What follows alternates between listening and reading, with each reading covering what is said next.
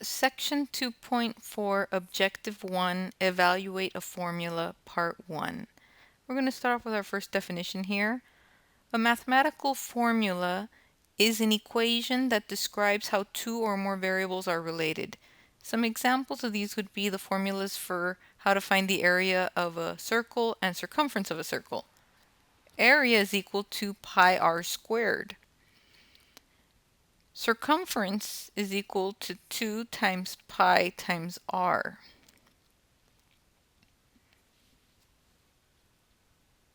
So these are two examples of mathematical formulas that we use in mathematics. All right, another definition. Interest is money paid for the use of money. And these are all going to be words that are going to be of use to us when we go into the formula that we're going to be evaluating. Next definition, the total amount borrowed is called the principal.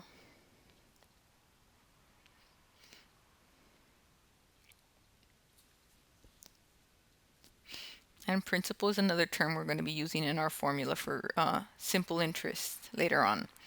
The rate of interest expressed as a percent is the amount charged for the use of the principal for a given period of time, usually on a yearly basis. So when it says here yearly basis, another way that we can say that is we can say per annum, or we could say per year. Okay, let's go into our formula here. We're going to be working with the simple interest formula. If the amount of money P, called the principal, is invested for a period of T years at an annual interest rate R, expressed as a decimal, the interest I earned is, and we're going to be writing the formula right here. Before we write that formula, let's address the fact that it says here that R has to be expressed as a decimal. R doesn't necessarily have to be expressed as a decimal. It is also possible to express a rate or a percent as a fraction. So I just want to write that in there. It could be written as a decimal or a fraction. Either way would be fine. You could still find the answer. All right, now let's write in the formula. I is going to be equal to P times R times T, where each one of these represents something different. The P is going to represent the principal.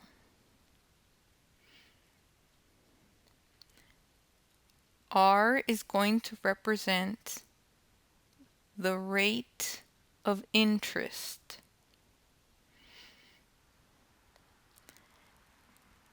And T is going to represent time in years. Now notice that it says here years. This is very important because if you do not make sure that your time is written in years, then you're not going to get the correct answer. If your time is expressed in any other way, for example, months, days, hours, you are going to have to convert that to years before you can use this formula. So the interest here is called the simple interest. This is the simple interest formula.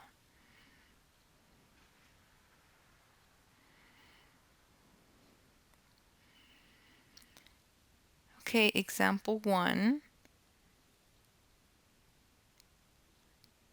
Jordan received a bonus check for $1,000.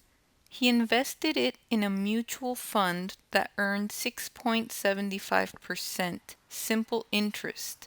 Find the amount of interest Jordan will earn in 1 month. So we're going to be using the simple interest formula.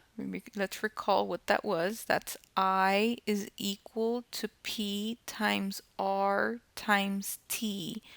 Let's go ahead and figure out what we're going to have to substitute for each one of these values. So for P, which represents the principal, we're going to be substituting 1,000. That represents the $1,000.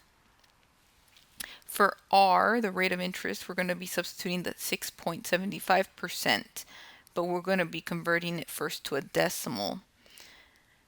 For T, before we can substitute T, we're going to have to convert 1 month into years, because remember that the formula said that T is time in years. In order to convert this, I'm going to be multiplying 1 month by a unit fraction. So I'm going to write here 1 month. I'm going to write it over a 1. And then I'm going to multiply by a unit fraction. A unit fraction is just another way to write the number 1. So in this case, we're going to write 1 year, and 1 year is equivalent to 12 months. So this is another way of writing the number 1. Even though it doesn't look like it, it's the number 1. The months cancel out. 1 times 1 in the numerator is just going to give me a 1. In the denominator, 1 times 12 is 12. So 1 month is equivalent to 1/12 of a year. Now this is what we're going to substitute in place of T, 1/12. So I'm going to circle that, and I'm going to draw a little arrow here pointing at the T, and we're going to substitute.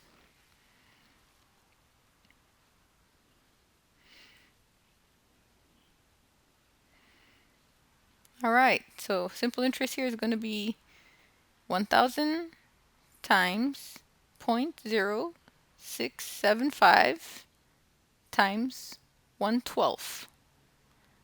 Let's go ahead and put this into the calculator and see what we get. So if we plug this into the calculator, we end up with 5.625. Because we're talking about money here, whenever you're talking about money, it's always a good idea to round to the nearest cent. So if we round, this is going to be approximately $5.63.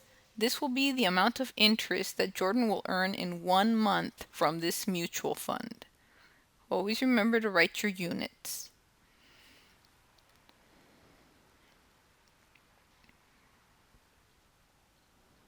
Okay, I'm going to do one more example here. Let's do an example where we're talking about credit card debt. So we're going to use our simple interest formula one more time. And let's just assume that you have $5,000 in credit card debt. So instead of the principal, I'm going to write 5,000. And let's say that the interest is 9%. So I'm going to write 0.09. And we're still going to use it in 1 month. How much interest will you have to pay back if it's in 1 month?